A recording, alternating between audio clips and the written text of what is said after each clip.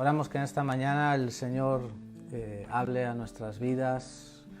Qué gratitud, ¿verdad? Poder tener un día como hoy, habernos dado tantas cosas, como dice la Biblia, que Él nos corona de misericordias y de favores. Hoy estamos rodeados de su misericordia y de su favor. Hay tantas cosas por las que agradecer un día como hoy, ¿verdad? Y hoy agradecemos también que Él nos ha dejado su palabra para que nos oriente y nos dé herramientas para que podamos vivir una vida cristiana saludable y poder llegar allí a ese buen lugar en el que Él quiere llevarnos a cada uno de nosotros.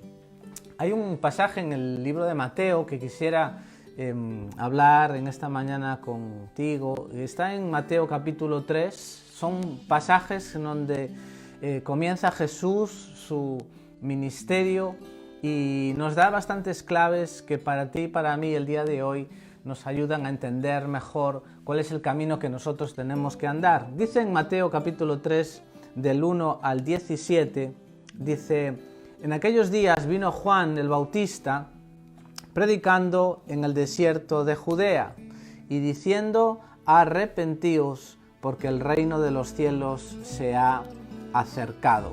Pues este es aquel de quien habló el profeta Isaías cuando dijo: voz del que clama en el desierto, preparad camino del Señor, enderezad sus sendas. Versículo 5: y salía a él Jerusalén y toda Judea y toda la provincia de alrededor de Jordán, y eran bautizados por él en el Jordán, confesando sus pecados. Y al ver que muchos de los fariseos y los saduceos venían a su bautismo, les decía: generación de víboras, ¿quién os enseñó a huir de la ira venidera? Versículo 13 dice: entonces Jesús vino de Galilea a Juan al Jordán para ser bautizado por él. Y en el 16 se nos dice: y Jesús, después que fue bautizado, subió luego del agua, y aquí los cielos le fueron abiertos, y vio al Espíritu de Dios que descendía como paloma y venía sobre él. Y hubo una gran voz en los cielos que decía: este es mi Hijo amado, en quien tengo complacencia. El Nuevo Testamento comienza introduciendo a Jesús ahí en su ministerio, después de que se nos relata la genealogía y demás. Y aparece Juan el Bautista sorpresivamente allí en el desierto, y en aquellos días existía una religión oficial, la religión judía. Había una cultura greco-romana, pero mi pregunta es, cuando leo este pasaje, ¿por qué Jesús, cuando busca ser bautizado, no va a la religión oficial? ¿Cómo es que Jesús, cuando quiere ser bautizado, no va al judaísmo, ¿no? Sino que Él va al desierto? Juan el Bautista es el hombre a quien Él busca, que dice la Biblia en Lucas capítulo 1, que Juan el Bautista iba a ser un hombre, dice, lleno del Espíritu Santo desde el vientre de su madre. Él busca una persona que está llena del Espíritu. Y nuestro Rey Jesús lo vemos ahí como que es ungido fuera del sistema. Repito, había una religión judía, había toda una cultura allí greco-romana, pero en el desierto, donde Jesús es ungido, donde Jesús es bautizado, no está la religión oficial, no está nada más que un sacerdote, en este caso Juan el Bautista, que venía de ese orden, digamos, ¿no? Ese sacerdocio del Espíritu Santo, un hombre, como dice ahí, vino de Galilea a Juan para ser bautizado por él. Jesús no fue al sacerdocio oficial, fue a Juan. Jesús no vino a bautizarse tampoco en un templo. Jesús podía haber cogido e ir a un templo para bautizarse, pero no. Él se va a bautizar al Jordán, ¿no? Y eso a mí me dice y me habla acerca de que Dios no se casa con nadie. Dios no vino de alguna forma como que allí a darle la aprobación de nada. El propio Jesús en Mateo 12 dice que Él estaba hablando con la gente y viene su madre y sus hermanos que estaban fuera y querían decirle: Jesús, ven para afuera. y le dice uno, Jesús, tu madre y tus hermanos están fuera y te quieren hablar. Entonces Jesús respondiéndoles les dice, ¿quién es mi madre y quiénes son mis hermanos? ¿Quién es la religión oficial? ¿Quién es todo aquí? Dice él. Extendiendo su mano hacia los discípulos les dijo, he aquí mi madre y mis hermanos. Todo aquel que hace la voluntad de mi Padre, dice Jesús, ese es mi hermano, mi madre y mi hermana, ¿no? O sea, como que Dios no firma contrato con ninguna religión. Siempre lo decimos, la religión nos salva. No es estar en una religión. En nuestro país hay una religión oficial, en Alemania hay otra religión oficial, pero Jesús no está buscando nada en ese sentido que a nosotros nos parece que nos diera seguridad. Él está buscando hombres y mujeres que hacen la voluntad de su Padre, que le buscan, tengan un cartelito aquí que diga un tipo de religión u otra. No es eso lo que Él busca, ¿no? Jesús no firmó con ninguna religión, porque Él no busca religiones. Él es una persona.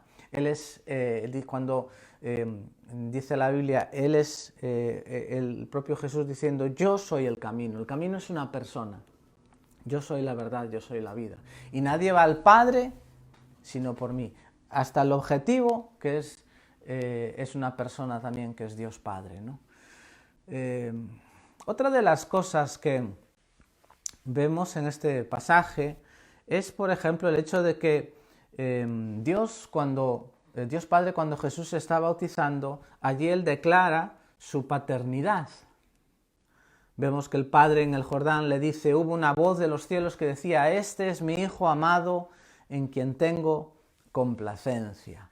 Entonces, la identidad, ¿no? El Padre declara su paternidad sobre nosotros y a ti y a mí se nos dice, este es mi hijo, esta es mi hija amada en quien tengo complacencia.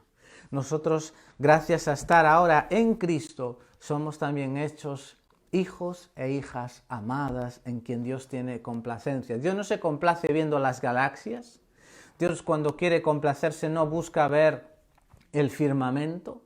Él se goza en ver a sus hijos y a sus hijas, a esos que son en Cristo Jesús insertados como hijos suyos. Hay una paternidad que nos define ahora y eso hace de nosotros tener una identidad. Ahora somos hechos hijos de Dios. La Biblia dice en Juan capítulo 1, versículo 12, a todos los que además de creer en Él le reciben, aceptan que Él sea el Señor de sus vidas, el dueño de sus vidas, además del Salvador. A esos les dio la potestad, el derecho de ser hechos hijos de Dios, ¿no? Hay una paternidad que se declara sobre Jesús, hay una paternidad que se declara sobre ti y que también va a ser cuestionada por la vida, va a ser cuestionada por los eventos y por los sucesos. El propio Satanás, que después viene en la tentación a decirle a Jesús, si tú eres quien Dios dice que eres, entonces obra de esta otra forma. Hay una paternidad y una identidad que va a ser cuestionada y que nosotros tenemos que plantarnos firmes ahí sabiendo que nuestra identidad es que somos hijos de Dios. No es lo que tenemos, no es la fama que tengamos, no es el poder que tengamos, no es nada, sino que somos hijos de Dios. Esa es nuestra identidad. No es el ser el doctor tal y el ingeniero no sé cuál, no, es que soy hijo e hija de Dios. Nuestra identidad marcó ya desde el principio del ministerio a Jesús, te marca a ti y me marca a mí. Hay alguien muy interesado, el enemigo, en que tú no te acuerdes que eres hijo de Dios. Hay alguien muy interesado en llamarte otro tipo de cosas y no la de hijo de Dios, porque sabe que ser hijo, tener esa identidad de hijo e hija, a ti te da victoria. Te da victoria sobre las circunstancias, te da victoria sobre la vida. La propia Biblia dice que no somos vencedores, somos más que vencedores en Cristo Jesús. Eso nos levanta la cabeza. Somos hechos hijos e hijas del Altísimo. Y nos da una forma diferente de vivir, ¿no? No es lo que tenemos, no es lo que alcanzamos aquí, es que somos hijos del Altísimo. Así que Dice en Mateo 4, en nuestros primeros versículos, luego Jesús fue llevado por el Espíritu al desierto para ser tentado por el diablo. Después de haber ayunado 40 días y 40 noches, tuvo hambre y el tentador se le acercó y le dijo, si eres hijo de Dios, ¿cómo cuestiona su identidad? Di entonces que estas piedras se conviertan en pan. Entonces Jesús le respondió, escrito está, no solo de pan vive el hombre, sino de toda palabra que sale de la boca de Dios. Cuando vemos lo que Jesús hace, ¿no? Él, antes de empezar su ministerio, él busca el rostro del Padre, hace ahí una búsqueda del Padre, y eso nos deja un ejemplo a nosotros también de cuando nosotros, antes de meternos en negocios, antes de meternos en estudios, en sociedades, en noviazgos, en matrimonios, si queremos que nos vaya bien, tenemos que hacer como hizo Jesús, buscar el rostro del Padre. Él estuvo ahí buscando al Dios Padre, y eso es lo que nos deja a nosotros también un ejemplo de cómo tenemos que hacer, ¿no? Cuando dice ahí que Jesús, dice, el Espíritu llevó a Jesús al desierto, hay una versión que dice, la Nueva Versión Internacional, dice, luego el Espíritu guió a Jesús al desierto para que el diablo lo sometiera a tentación. Esa palabra en el griego es experimentar la tentación, ¿no? Alguien dijo una vez que es necesario tanto una gran tentación como una gran habilidad para llegar a ser un hombre y una mujer que hagan la diferencia en el reino de los cielos. No solamente es una gran habilidad la que tenemos que tener, sino tenemos que también ser gente que sabe superar esas tentaciones, ¿no? Estos son los pasos por los que pasó Jesús. Jesús es elegido, luego Jesús es ungido con el Espíritu Santo que desciende en forma de paloma, ungido, equipado, ¿sí? Elegido, ungido y también es probado. La palabra tentación es una palabra muy antigua que tenía que ver con el tratamiento del acero, tentar, ¿no? En los tiempos de Jesús, las espadas del ejército romano, los fabricantes de espadas venían con una espada ya lista y preparada y lo que hacían es decir, esta es una espada tentada. ¿Qué significaba tentar? Significaba que la metían en el fuego y en el agua para templarla. Luego la ponían a contraluz en el sol para ver si había alguna grieta.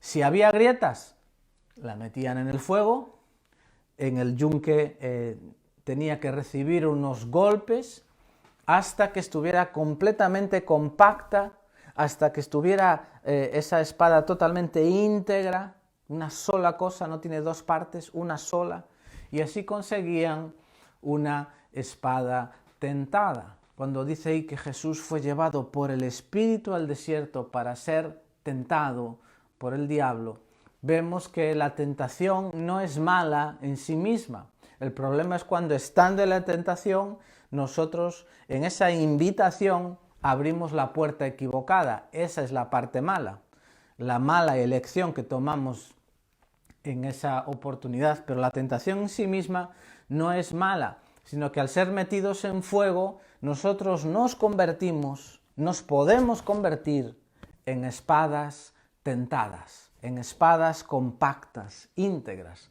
¿no? Y estos tres pasos que le pasan a nuestro Maestro, a Jesús, que Él nos modela, también nos pasa a nosotros. Todo lo que Jesús nos va a pedir a nosotros que somos sus seguidores, Él lo pasó primero. Él pasa primero estos tres pasos y nosotros como cristianos, creyentes, vamos a pasar también por esos tres mismos pasos. Vamos a ser elegidos, la Biblia dice que somos llamados, lo hemos hablado en otras charlas anteriores, somos elegidos, somos ungidos por el Espíritu Santo y después también vamos a ser probados, ¿no? Ser probados, todos vamos a ser probados, todos.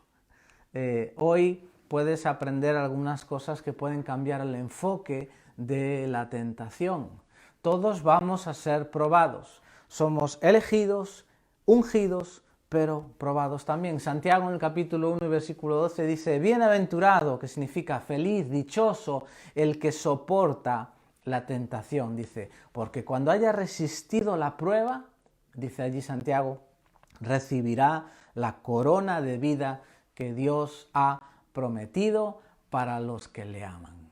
Nosotros sabemos que puede ser que a veces pasemos dificultades y no nos lo pasemos muy bien a la hora de superar las pruebas, pero Dios está diciendo: mira, resiste, vas a ser una espada templada en mis manos, preparada para toda buena obra, y además te espera, dice, la corona de vida, que es para aquellos que aman a Dios y que aman sus caminos y que saben decir no a otros caminos y dicen sí a los caminos de Dios. La tentación no es para destruirme, no es para destruirte, es para que pases el examen. Todos los creyentes seremos tentados, nuestro maestro fue tentado, nosotros somos tentados. La Biblia dice que nosotros, igual que Jesús, cuando él dice que el discípulo no es mayor que su maestro, está diciendo allí: mira, si el maestro tuvo que enfrentar cierto tipo de situaciones, también nosotros vamos a tener que enfrentarlas. Él no es como por ahí en el Corán, donde viene alguien que dice: mira, el camino es por allí, vete tú, que yo no voy a hacerlo. No, allí tú puedes leer cómo viene Mahoma y dice por dónde hay que ir, pero que él no lo va a hacer. Aquí viene Jesús y nos deja el ejemplo de cómo hay que hacer las cosas, pero él las hace primero.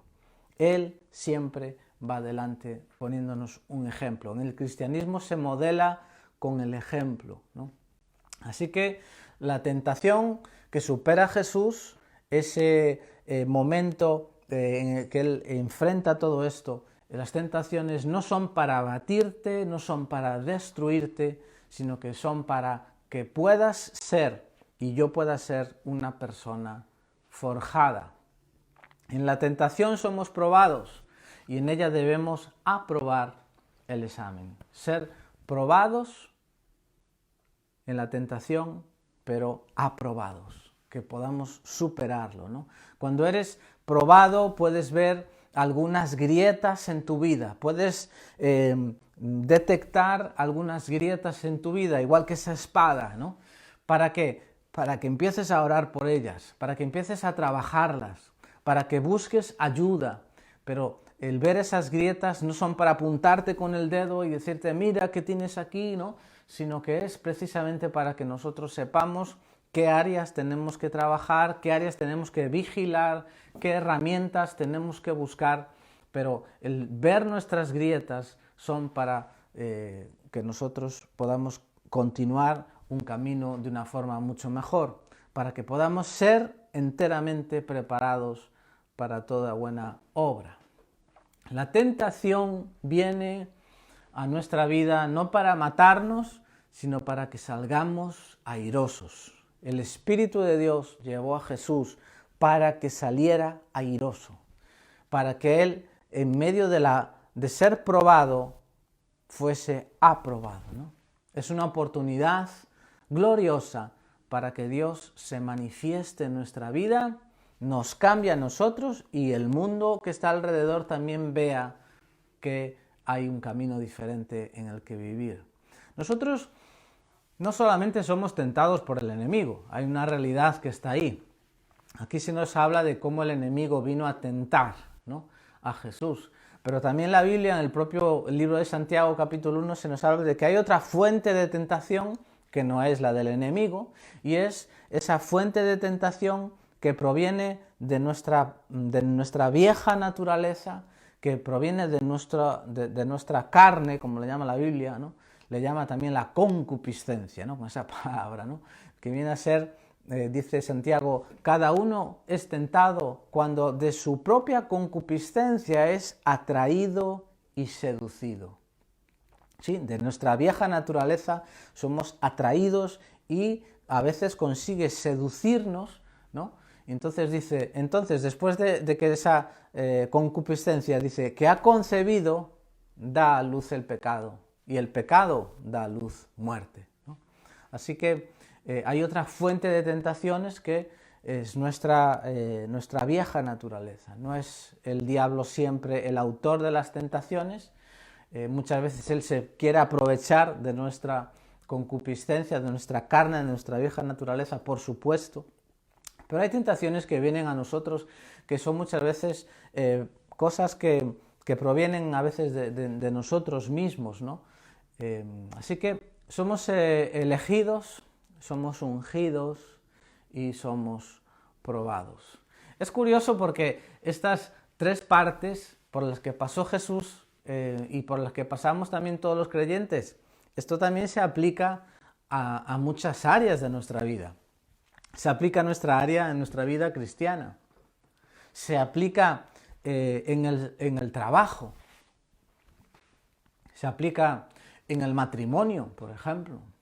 Se aplica al servicio, ¿no?, que hacemos como cristianos en el cuerpo, ¿no? La Biblia dice que nosotros hemos sido llamados a ser de Jesucristo, a ser como Jesucristo, pero también a hacer una función para el cuerpo de Cristo. Ese servicio que le llamamos, ¿no?, servicio cristiano. En esas áreas también vamos a estar pasando por estos tres pasos. Somos, por ejemplo, en el matrimonio. Primeramente escogiste a ese hombre y a esa mujer, hay una elección. Luego fuiste ungido el día de la boda delante de Dios para comenzar una nueva carrera, pero también hay una tercera parte, que es que vamos a ser probados.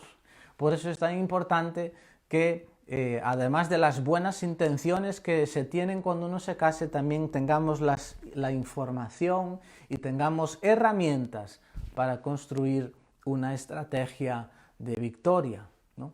De ahí, por ejemplo, las conferencias que muchas veces hacemos, o los cursos para matrimonios. ¿Por qué? ¿Porque es símbolo de que les va mal? No, es símbolo de que quieren tener herramientas para que les vaya todavía mejor. Cualquier matrimonio saludable quiere que le vaya todavía mejor. Entonces, todas estas son herramientas para que nos vaya todavía mejor. Entonces, estas tres partes, ser elegido, ser ungido y ser probados, pasa en el matrimonio, pasa en el trabajo, pasa en la vida cristiana. Pasa, como decía, en el servicio cristiano. En el mundo natural es así. Un futbolista que está postulando para un equipo, lo prueban. Un ingeniero, para que lo contraten en una empresa, lo prueban. A veces le asignan tareas menores, ¿no? Y si demuestra que hace un buen trabajo, luego le ponen sobre responsabilidades mayores. El propio apóstol Pablo dice que así hay que funcionar en la iglesia. No podemos, por muchos dones que tenga una persona, venir y colocarlo ya en un lugar sin que esa persona, por el bien de ella y por el bien del cuerpo, haya superado sus propias pruebas, su propio tiempo muchas veces, ¿no? El apóstol Pablo nos dice a los que somos líderes, dice, probadlos, ¿no? Ponedlos, dice, a prueba, dice, no los pongáis arriba ya si antes no pasan por un proceso de prueba. En Primera de Corintios, el propio apóstol Pablo allí les dice en el capítulo 4, versículo 2, dice, se requiere de los administradores que cada uno sea hallado fiel. ¿Cómo uno es hallado fiel? Bueno, ejerciendo labores más pequeñas y va demostrando su fidelidad. O sea que la prueba es parte del diseño divino. La prueba es algo por lo que Jesús tuvo que pasar y Dios muchas veces en ese proceso nos va a ir equipando a nosotros, va a ir tapando esas grietas que todos tenemos.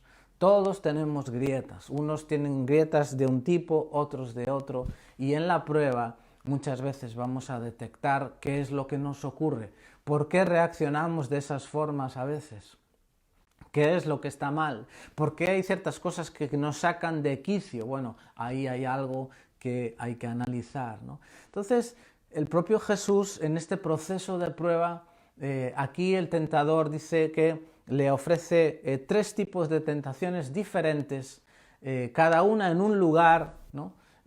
Cada una de ellas en un lugar. Cada lugar tiene sus propias tentaciones, cada etapa que pasamos en la vida también tiene sus propias tentaciones.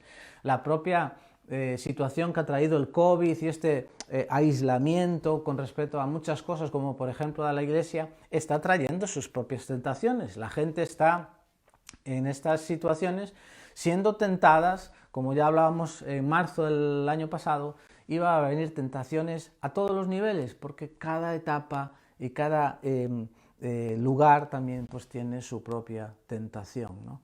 Así que Jesús, tentado por el enemigo primeramente, es tentado en cuanto a su vivir humano. Necesidades básicas. Necesitas pan, Jesús.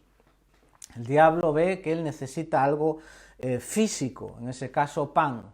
Necesita un trabajo, un puesto de trabajo. Necesitas materialmente algo. Y entonces le ofrece ahí una tentación de conseguirlo sin Dios, de conseguirlo sin los métodos de Dios, de conseguir eso sin contar con la aprobación divina.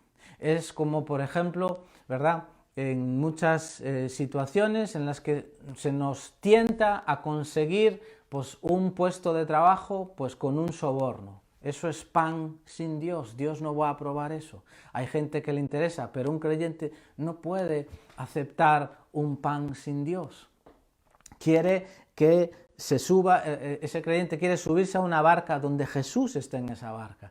No es tener un puesto por el puesto y a cualquier precio. No, yo quiero, Señor, ese puesto si tú estás ahí. Y tú vas a estar, y yo voy a saber si tú estás, si tú me abres puertas. Yo no tengo que sobornar, yo no tengo por qué tirar la puerta abajo, yo no tengo que hacer cosas fuera de tus principios. Si es tuyo, tú proveerás. El Dios de la visión es el Dios de la provisión. Esta es la tentación que se nos relata aquí que enfrenta Jesús, de conseguir lo material sin Dios, ¿no? Si no hemos aprendido a restringir muchas veces nuestros requisitos físicos, si no aprendemos a restringir esas necesidades físicas, a veces no vamos a superar la tentación. Por eso es tan importante, ¿no? El propio Jesús, hablando de esto, textos después va a decir, mirad, no os afanéis por vuestra vida, no os preocupéis excesivamente, ¿no? ¿Por qué? Porque está hablándonos de que nosotros estamos bajo el control divino y si nosotros hacemos nuestra parte, Dios va a hacer también la suya. Esta es la tentación de Jesús, tener pan, tener lo material sin los principios divinos, sin la aprobación divina, a cualquier precio. Esta es la primera tentación. Y Jesús le responde bien, le dice, la palabra de Dios dice, escrito está, no solo de pan vivirá el hombre. Y ahí Jesús engloba muchas más cosas que simplemente responder a lo que Satanás le está diciendo. Luego es probado también Jesús en que le dice, después de los panes, viene y la tentación ahora viene por otro lado. Viene que, dice, le llevó a la santa ciudad y le llevó a la parte más alta y le dijo, mira, si tú eres hijo de Dios, otra vez cuestionando su identidad, lánzate aquí abajo, porque escrito está, a sus ángeles mandará cerca de ti, alrededor de ti, en sus manos te sostendrán para que no tropieces tu pie en piedra.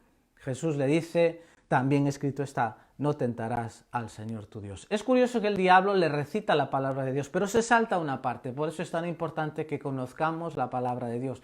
Se salta esa parte donde el Salmo dice, si continúas andando en sus mandamientos, Él mandará a sus ángeles. Es decir, se está saltando la parte de la obediencia. Es verdad que Dios manda provisión, pero siempre que nosotros estemos andando en sus caminos, que es precisamente lo que el tentador se salta, ¿no?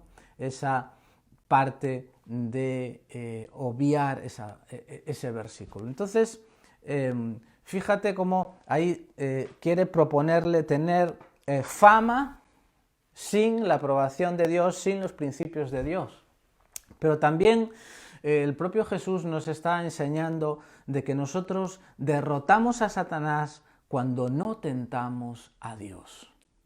Ahí nosotros estamos derrotando a Satanás, no tentando a Dios, no yendo contra sus principios, no yendo a veces contra cosas que sabemos, ¿no?, que Dios instituyó.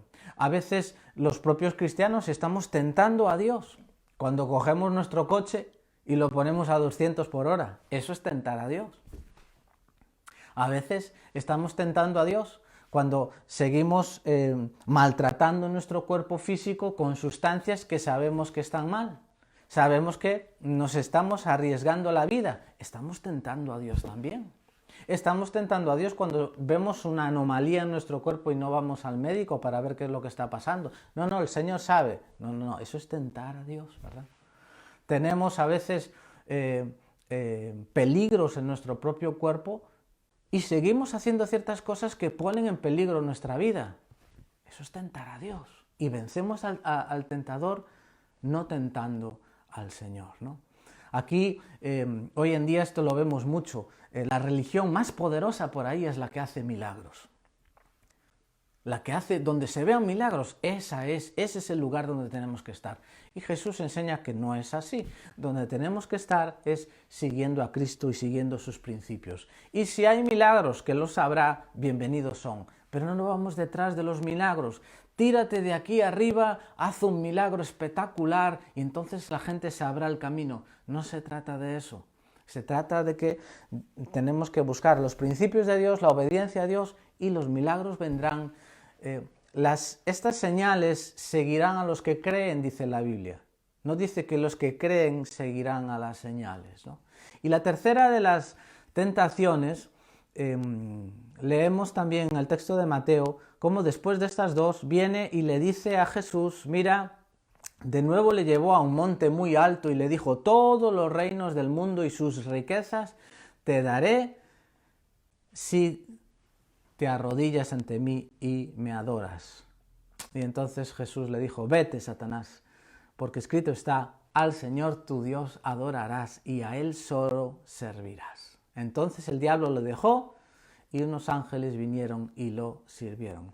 En esta tercera tentación, ya para acabar hoy, es una situación en la que nosotros vemos a Jesús donde se le ofrece recibir la gloria de este mundo. Recibir la gloria de este mundo sin Dios, ¿no?